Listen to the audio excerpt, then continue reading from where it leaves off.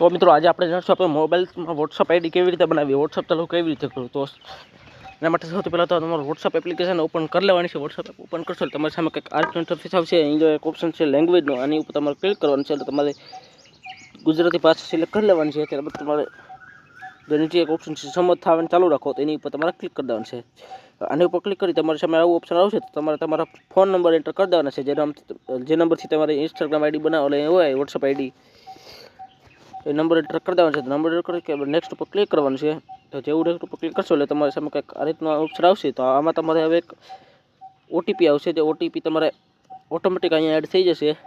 તો ન થાય તો તમારે લખવાનું રહેશે. તો 5 મિનિટ વાટ જોઈ લો, ઓટીપી આવી જાય એટલે તમે આગળનો પ્રોસેસ જણાવું.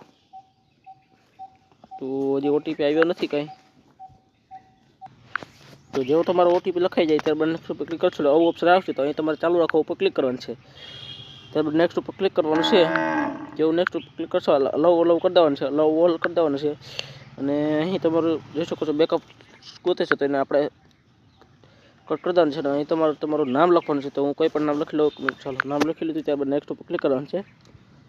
જેવું નેક્સ્ટ ઉપર ક્લિક કરશો એટલે તમારી સામે કંઈક આ રીતનું ઓપ્શન આવશે. તો આને પણ અહીં તમારે છોડી દેવાનું છે. એટલે ફાઇનલ ગેસ તમારી વોટ્સઅપ આઈડી બની ગઈ છે અને હવે તમે વોટ્સઅપ યુઝ કરી શકો છો. મારે અટાણે પિન લાગેલું છે તો હું પિન મારી દઉં એટલે પછી તમારે જોઈ શકો છો આ રીતનું કંઈક ઓપ્શન છે. અને તમારા ફોનમાં જેટલા પણ ગ્રુપ હતા એ બધા આવી ગયા છે. અને બાકીની ચેટ્સ જે તમે જોવી હોય તો એ તમારે શું કરવાનું, અહીંયા આની ઉપર ક્લિક કરવાનું છે, આ ટપકા ઉપર, એટલે તમારી ચેટ્સ બધી આવી જશે. તમારા મોબાઈલમાં જેટલા નંબર સેવ કરેલા છે બધા આવી જશે. તો તમે એને મેસેજ કરી શકો છો. તો આજના વિડીયોમાં આટલું જ. વિડીયો પસંદ આવ્યો હોય તો વિડીયોને લાઈક અને ચેનલને સબસ્ક્રાઈબ કરો. આવા જ ઇન્ફોર્મેશન વિડીયો અહીં આવતા રહેશે. ફરી મળશું.